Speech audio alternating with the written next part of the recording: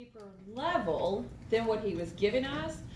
But the thing about it, what he gave us is a very good introduction. So for us, we're going to study this endocrine system. Now, this chapter, because the notes that I've used up to this point, these are notes that I've put together, okay? Chapter 16, I did trying to follow exactly in your textbook. And I went back to chapter 17 in your textbook, and it just did not quite cover what I wanted it to cover. So these notes are more extensive than what you're going to find in your textbook. So what I've tried to do is, as we go through the notes and we get to something or a topic, I'm going to let you know what page to refer to in your textbook, but my notes are going to follow it, but it's going to have some extra information for it. Okay?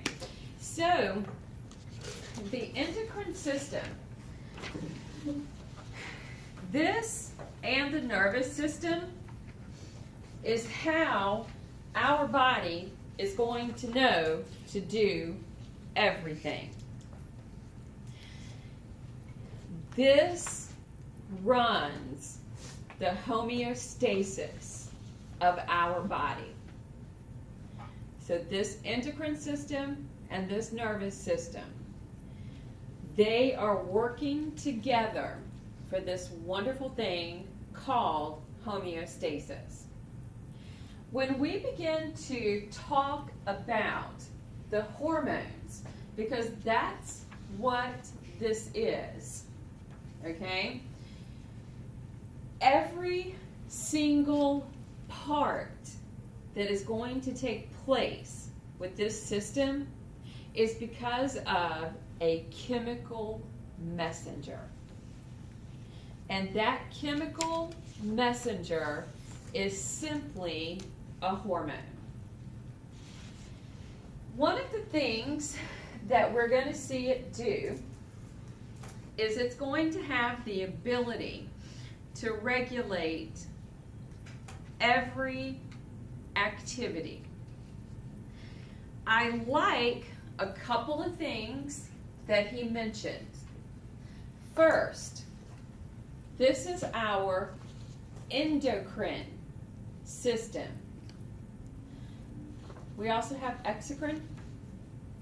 Did you pick up on what was said about the difference between the two? Endocrine stays within the body, exocrine excretes out of the body? Yes. That means that these chemicals, there was something else that he mentioned. He got it to the cellular level. Did you pick up on that? Yeah. How? It's about the sodium. And the lipid. Whether it was soluble or not. There are lipid soluble hormones. And if they're lipid soluble, they can cross the plasma membrane. If they were water soluble, they can't. It's going to be dependent upon a receptor. So I really liked that he mentioned that. Okay? And when we begin to look at the hormones, they are chemical messengers. So therefore, they want to communicate. So in your textbook, this part right here, begin looking at page 630. Okay? Make a note. Page 630. Because it's not, your textbook is not in the order of my notes. All right? So they want to communicate. How they communicate is going to be important.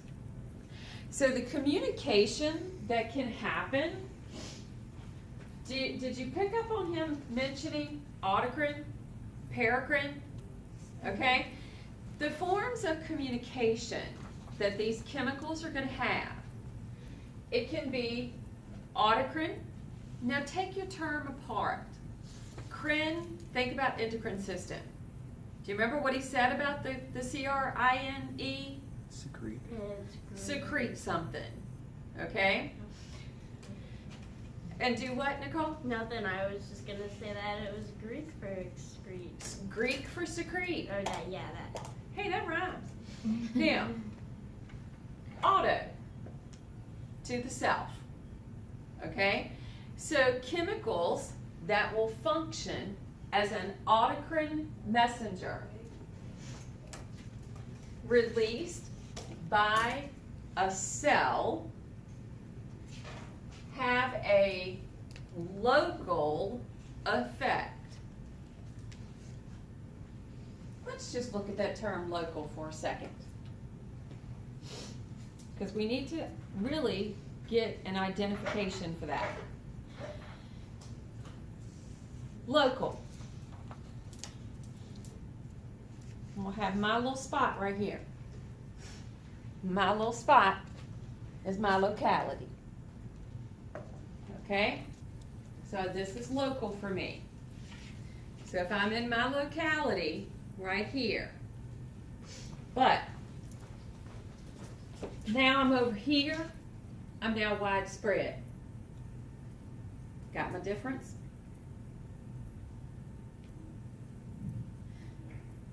Local effect. If you're thinking about it in relationship to cells and local, auto, the same. Their effect is on the same cell type. So whatever cell released that chemical, the effect is on the exact same cell. Even if that cell goes throughout the body, it's still that specific cell. It's not going to happen. Okay. So in other words, if there's something that's going to take place on this part of my body, and that cell's going to produce something, it's only going to affect those cells right there. Okay? So that doesn't mean that cell, because in reality, what is the cell that does fly around the body? No other cells do. We're very organized. Red blood cells?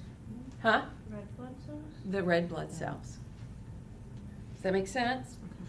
Okay. So if there's a cell that's going to let the next cell to it know something, that's going to be an autocrine. All right? It's not worried about if this is the cell right here, letting a cell down here know something. Okay? It's wanting to say to the cells next to it, something's wrong. All right? So that would be the autocrine. Paracrine. Once again, are released by cells. They affect other cell types locally, but they're not transported in the blood. So they can be transported or moved within that little extracellular fluid in that area with cells present. Okay? You guys remember the neurotransmitters? Okay? Neurotransmitters.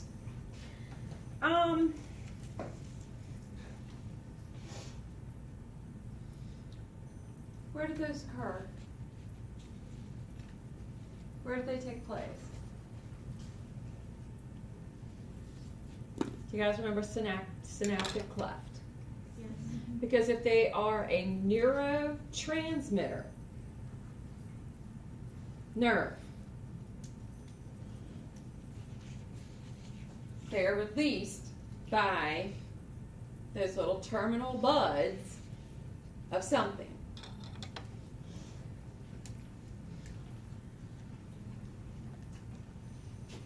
Endocrine chemical messengers.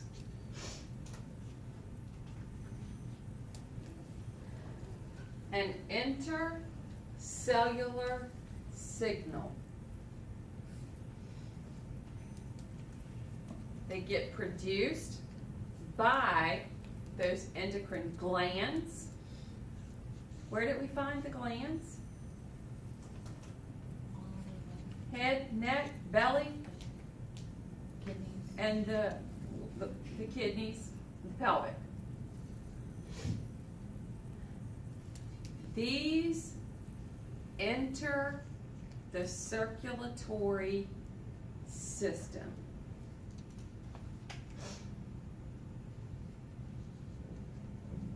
Just to backtrack for a second, the endocrine system is made up of hormones and some parts of the nervous system? No. Well, hold on to that thought, Okay. okay? Because Hold- neurotransmitters would be part of the nervous Well, this is communication of chemicals, Okay. okay? And so, chemicals, this is how chemicals can communicate. They can communicate cell to cell. They can communicate cell to a region. They can be the neurotransmitter, which is going to be in that synaptic cleft. Or now, if we look at what we're going to get from the endocrine system, in the endocrine system, it's going to be a chemical, and it's this time going to enter the circulatory system. They're going to travel to other parts of the body. So in our blood is going to have a component, a protein component called a globulin, which we'll get to when we get into the series about the chapter about the blood. And it will be able to help transport some of these chemicals. So some of them will need to be transported, some of them will flow freely. But endocrine glands, the product that they're going to produce will enter the circulatory system. Okay? Their job go to their target cell. Meaning their target cell is going to have a receptor. Does that make sense? Any questions so far? That's the only endocrine gland secretion there.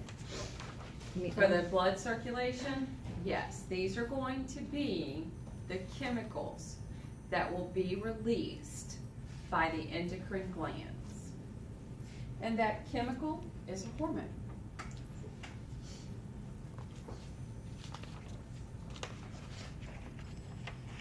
Is everybody with me? Now,